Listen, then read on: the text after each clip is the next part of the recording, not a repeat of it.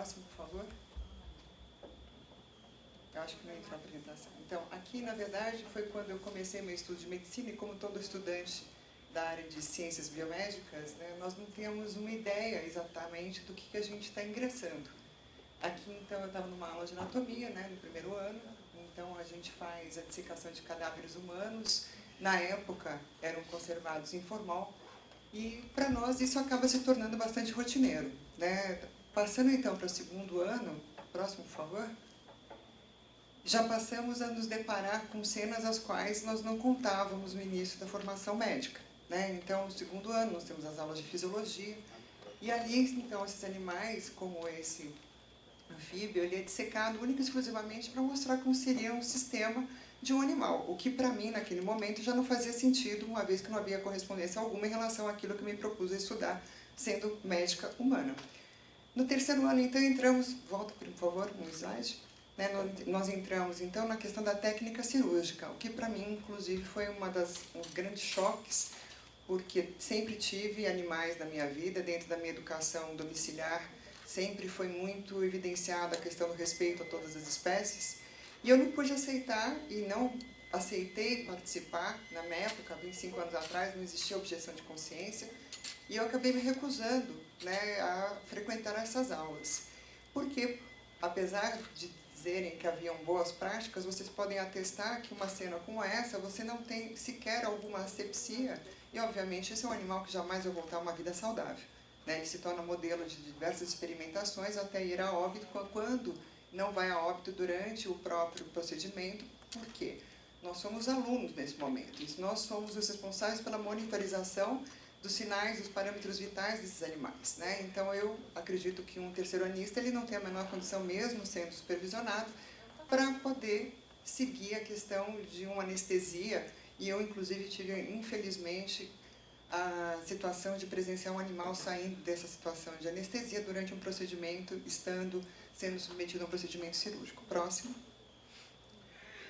Anos depois, já formada, eu fui surpreendida com a boa notícia que a Fundação do ABC, né, a Faculdade de Medicina a qual eu me formei, ela foi a primeira faculdade, então, a proibir o uso dos animais, excepcionalmente no caso de pesquisas inéditas, né, que na faculdade esse não era um enfoque, obviamente. Próximo, por favor. E a partir desse momento a gente começa a ver um movimento em outras universidades, outros alunos também já fazendo uso da objeção de consciência, já uma documentação formal e legal para não ter que cursar, né, essas matérias que usam animais vivos. Próximo, por favor.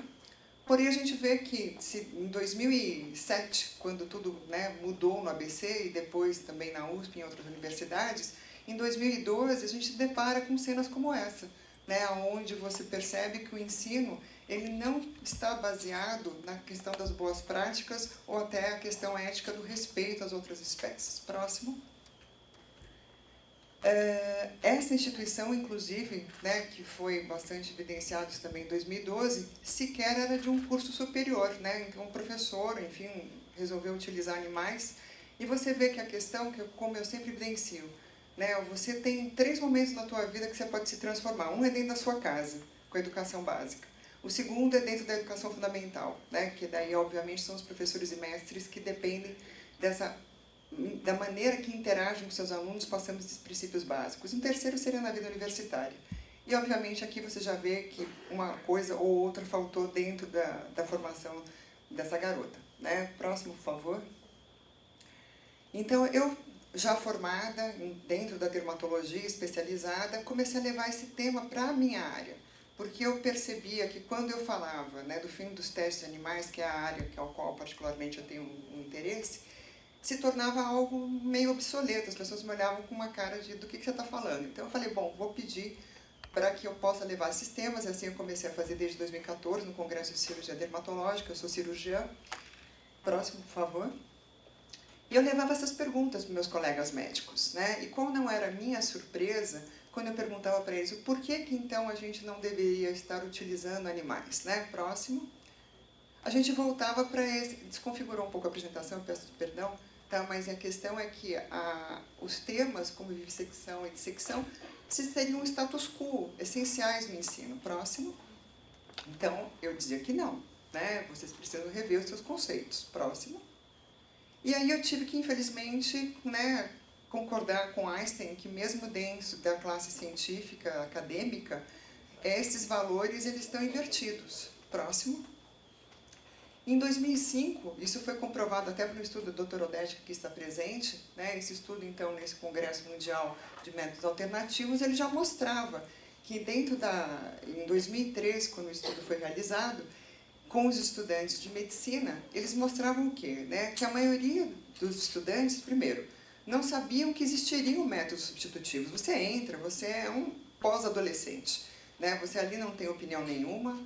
As pessoas que vão passar para você o conhecimento, que têm a obrigação de dizer, olha, nós podemos fazer diferente.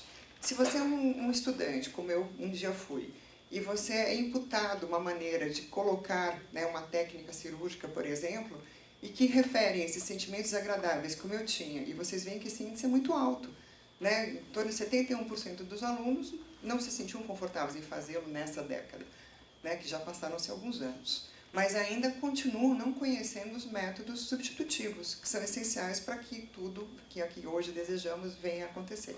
Próximo.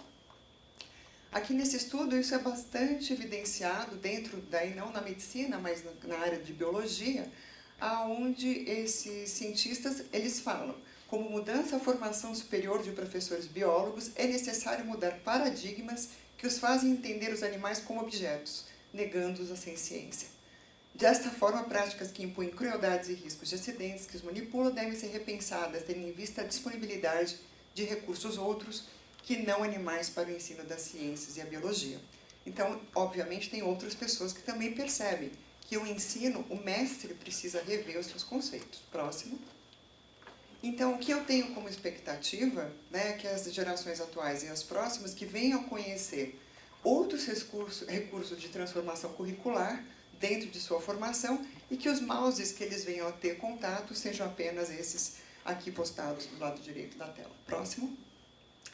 Na Faculdade de Medicina do ABC, então, assim como em outras universidades, quais seriam esses métodos substitutivos? Tá? Eu vou passar isso rapidamente porque são muitos.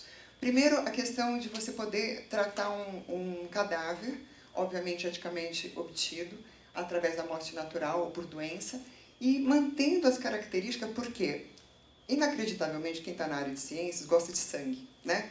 Então, a gente quer ver, a gente quer participar, a gente tem essa expectativa de interação com o organismo vivo. E aí há essa curiosidade. O fato é que aqui o animal é exangue, né? Na verdade, você não vai ter as características de sangramento, objetivamente, porém você tem a textura que a gente espera do animal, que obviamente todos sabem aqui, que depois de algumas horas há uma mudança na textura, tanto de qualquer, seja humano, seja animal, e que faz com que você não tenha uma realidade, naquele momento, da manipulação desses tecidos. Então, essa solução próxima, também utilizada aqui na USP, né, por exemplo, aqui no caso da veterinária, para ressecção de uma glândula, você vê que mantém as características do tecido em relação a, não somente a textura, mas também a coloração, próximo. E aqui, bem diferente daquele animal que eu mostrei na minha aula, né, de técnica cirúrgica, você vê que até existe uma clareza maior para que nós possamos realizar esses estudos. Próximo. Essa solução de Larsen é uma solução com um custo muito baixo, então a questão do custo aqui não seria a questão da inviabilidade do uso para o preparo desses animais. Próximo. Mas mesmo assim, falta emoção, né? Então vamos falar de tecnologia. Começam então os primeiros modelos simuladores. Vocês podem perceber que ainda eram grosseiros, né? Isso era aplicado na questão da ciência médica humana. Próximo. E esses simuladores, né, apesar de parecerem humanos, eles tinham uma característica meio de boneco, né? Então também não satisfazia muito e também nem em relação à qualidade do estudo que você vinha obter em relação a esses primeiros modelos. Próximo. Surge então o Trauma Man, né? Ele tinha um custo altíssimo, porém ele tinha essa interatividade, né, em relação ao movimento ocular, respiração. Próximo, poucas instituições do Brasil puderam adquiri-lo. Aí sim, você poderia funcioná-lo, ele tem o sangramento, ele teria essa interação que a gente espera como se estivéssemos utilizando um organismo vivo. Próximo.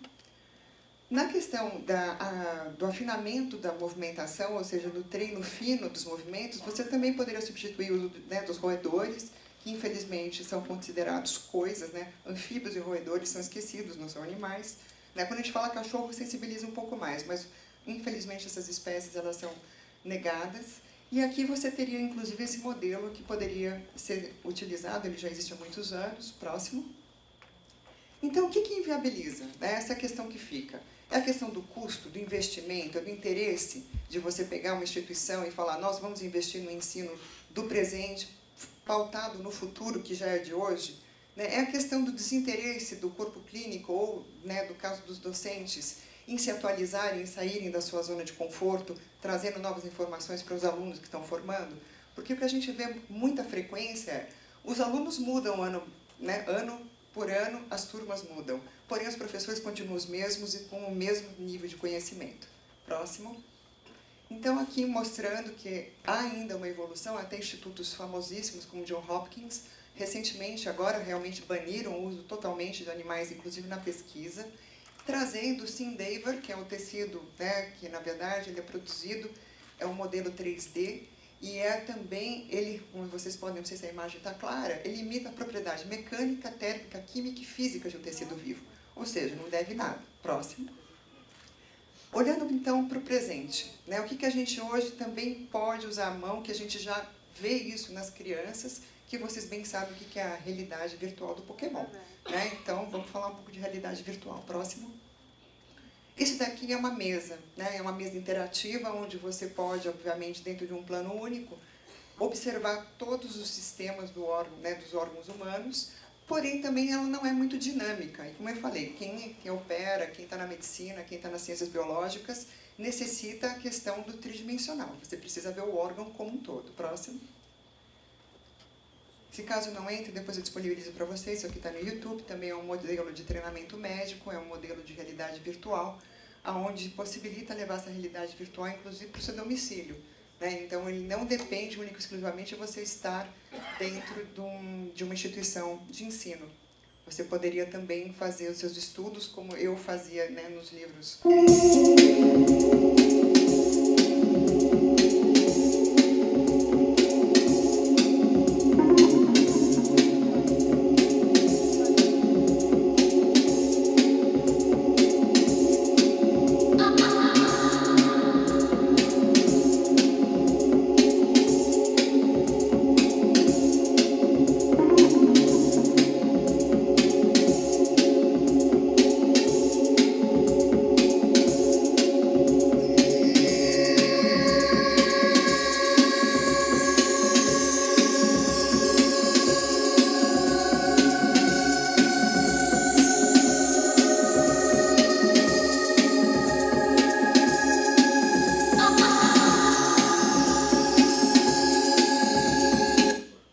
Por causa do tempo, eu vou cortar o filme um pouquinho para vocês poderem ver também os outros métodos. Então, vocês podem perceber que é bastante interessante. Eu acho que todo aluno ele tem essa necessidade de ter envolvimento, de ter curiosidade para poder conseguir se entreter com aquele estudo e se aprofundar nele. Então, aqui são outros modelos de realidade virtual já existentes. Isso daqui não é único e exclusivamente filme da Universal. Próximo. Também já existe dentro dos modelos para a veterinária, são acessíveis em todas as universidades americanas. Próximo. Isso aqui eu achei muito interessante, porque quando a gente fala de custo, você fala, bom, tudo isso daqui para a realidade brasileira é inviável, e não é. Inclusive, eu entrei em contato com essa empresa, ela é uma startup que fez essa camiseta, como vocês podem perceber, é um app, ao qual você, acessando a camiseta, você consegue estudar dentro dessa camiseta, obviamente dentro de uma maneira muito mais superficial, mas seria para despertar nas crianças e adolescentes o interesse pelo estudo da fisiologia humana. Próximo. Então, a camiseta, como eu disse, ela tem um aplicativo, para vocês terem uma ideia, ela sai em uma unidade em torno de R$70. Não acho que é alguma coisa inviável dentro de um ensino fundamental de uma escola brasileira. Próximo. Aqui para mostrar, então, a universidade que eu cursei quando eu finalizei meus estudos de cirurgia no Brasil. Eu fui para os Estados Unidos, para San Diego. Eu fui para essa universidade porque foi a primeira a disponibilizar o estudo em cadáver fresco. Ou seja, há uma doação pelas famílias, é uma doação, é tudo muito sério, obviamente um protocolo legal bastante regularizado, e você fica guardando esse corpo dentro de um hospital para que você possa imediatamente operá-lo. E é assim que eu fiz a minha especialização cirúrgica. Obviamente, esses tecidos depois são reutilizados, esses corpos, eles não são enterrados logo após, eles são então tratados quimicamente de maneira semelhante, como eu mostrei aqueles cães no início, e você pode reutilizá-los, e aqui se eu não falasse, vocês não saberiam que esses tecidos são de uma pessoa que não está viva, né? Porque mantém as características tanto de textura, coloração e, melhor, não tem o cheiro do formal que eu tive que encarar no meu primeiro ano de faculdade. E a mesma técnica, para quem já assistiu, já presenciou, né, a exposição Bodies que tem em todo o mundo, é a mesma técnica utilizada quimicamente, ok? Próximo. Aqui, não sei se você consegue, Lucas, pôr o play embaixo. Tem no cantinho para você, vai ser aí. Não sei se você conseguirá, enfim, tem um play aí embaixo. Isso aqui é um curso que eu fiz esse ano, tá? Só para mostrar para vocês, volta, por favor. Tá, aqui era um cadáver, então, quimicamente tratado, fresco, fazendo esse curso de anatomia de dissecção, que a gente faz o treinamento contínuo, porque, como todos sabem, né, medicina não dá para parar. E aqui vocês também não conseguiriam dizer que esse crânio, com essa dissecção de todas as estruturas, seria de uma pessoa que não mais está viva. Próximo. Outra coisa muito interessante, você fala, bom, então você está falando somente de estudar anatomia. Não, aqui agora eu vou falar de fisiologia. Né? A gente consegue hoje também, dentro das simulações, aqui no caso é a simulação de um angedema pulmonar, né, nesses cadáveres frescos. Então eles também têm uma interação, dependendo da patologia que você quer induzir neles, para que você possa estudar então os medicamentos e suas funções. Próximo. Esse olhar, então, que a gente tem que manter é um olhar para o presente, mas já trazendo para a nossa realidade brasileira o que já existe para as premissas do futuro. Próximo. Eu continuo levando esse tema, tá, para dentro da dermatologia, porque ainda existe uma resistência bastante grande dentro da classe médica por aquela zona de conforto, pelo desconhecimento desses métodos alternativos e substitutivos pelos quais nós temos interesse que isso venha a progredir de maneira rápida. Então, eu venho falando tanto em relação ao ensino como os testes em animais. Próximo. Obviamente, eu foco isso em relação à parte dermatológica e cosmetria, uma vez que eu desenvolvo, né, matérias-primas e também formulações para a indústria cosmética, que é a minha área de atuação. Próximo. E aqui, para vocês entenderem um pouco do que é a minha realidade. Né? Já há alguns anos existem os modelos de pele artificial. A L'Oréal foi uma das primeiras em desenvolvê-lo, e hoje já existem outros modelos em outras empresas, onde você consegue replicar uma pele idêntica à pele humana, e, obviamente, isso, né, para quem conhece teste de Drake ou os outros testes que eram realizados de sensibilização e toxicologia, que é um dos grandes desafios dentro da medicina, quando você se preocupa com o humano, isso vai te intoxicar. Então, eu tenho que usar um animal para ter a tua segurança, para você manter a vida humana íntegra. Aqui a gente mostra que você não precisaria fazê-lo em animal algum. Próximo. Aqui outro mecanismo, que isso daqui faz parte da detenção de L'Oréal por enquanto, que seria essa microscopia de multifóton. O que seria isso? Você aplica uma substância na pele e você consegue acompanhar essa substância penetrando por todas as camadas sem sequer haver um tipo de corte. Tá? Então, aqui seria uma biópsia virtual. Próximo. A mesma coisa em relação à quantificação. Então, dá para você avaliar espalhabilidade, profundidade, eficácia e risco de toxicologia, como citei anteriormente. Próximo. Outra coisa que vem vindo, tá, como um movimento mundial, então, seriam os órgãos humanos na forma de chips. Não sei se vocês já ouviram falar sobre isso, mas então há um desenvolvimento de um sistema que é um chip, né, um chip eletrônico que vocês conhecem, e eles vão simular, são simuladores eletrônicos de órgãos humanos. Nós tínhamos, então, como eu vou mostrar depois, né, os chips separados. Esses chips hoje unidos podem simular, aqui como no caso de 10 órgãos, um corpo humano integral. Se vocês visualizam esses canais avermelhados, são os chambers, onde nós vamos introduzir as substâncias que nós queremos estudar, e isso se torna, então, um modelo computacional. Através do modelo computacional, e você vai ter, então, um resultado que traduziria a questão da toxicologia e do comportamento dessa droga perante o corpo humano. Próximo. Esse aqui é um disco que foi, né, é um chip na forma de um disco que foi desenvolvido na Faculdade de Israel e que ele tem uma durabilidade em torno de 1 mês para uso. Tá? Próximo. E aqui, então, todos os chips mostrando o sistema, né, então, pulmão, coração, né, você tem ali a pele, enfim, você monta um corpo humano. E aqui, já traduzindo para a realidade de hoje, isso daqui não é o futuro, isso é hoje, tá? Já existem estudos sendo realizados para, ali vocês vão ver na quimodina, tá? Que é uma droga para o tratamento do câncer, e ali a gente está fazendo justamente uma simulação, isso aqui foi publicado na revista Nature, que é uma revista indexada bastante séria. Próximo. Então, eles dizem, né?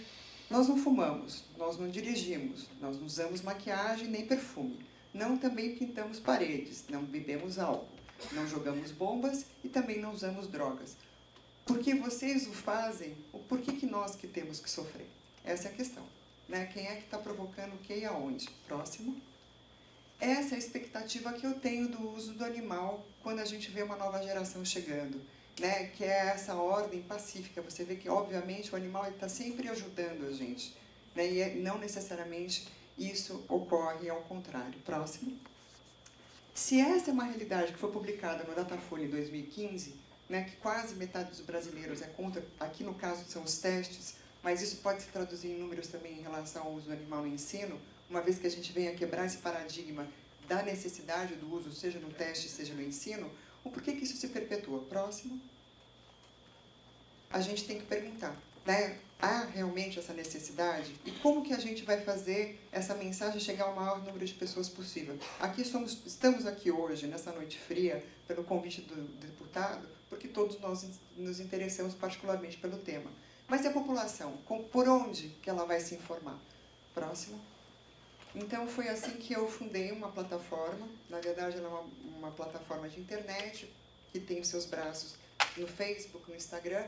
E ali eu convidei pessoas que sejam envolvidas, né, com esses temas, para escreverem e informarem as pessoas de uma maneira gratuita, sem nenhum intuito de fins lucrativos, para que a gente tenha o foco realmente na proteção da vida humana, animal e também do meio ambiente. Próximo. E é isso que a gente busca. Como eu trabalho na indústria cosmética, eu quero essa transparência, eu não quero mais que tenha teste animal, a gente quer realmente chegar nessa beleza sem crueldade e que a minha área de atuação, a dermatologia, seja muito ética. Próximo. Então, para isso, a gente tem que informar o consumidor, a gente tem que ensinar o consumidor. Eu vejo que muitas pessoas sequer conseguem, e isso é uma questão também, né, de problemas de Anvisa e afins, ler rotulagem, entender composição, isso seja na parte de pessoas que estão na área técnica, quem dirá quem é que consome isso no final, né? Então, a gente está falando de novo, a gente quer proteger a vida humana, mas a gente também não quer o abuso dos animais e a gente também não quer um abuso do meio ambiente. Por isso, eu incentivo a indústria a essa mudança. Próximo.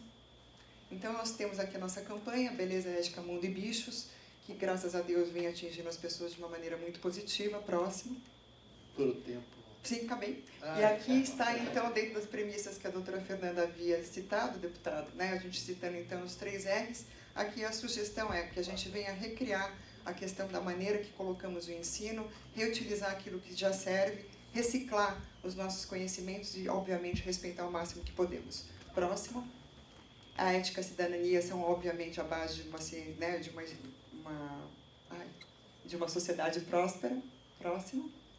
E aqui é a minha homenagem, essa aqui é a minha família canina e esse é o meu falecido pai. E obrigada a presença de todos, mais uma vez, obrigada pela oportunidade.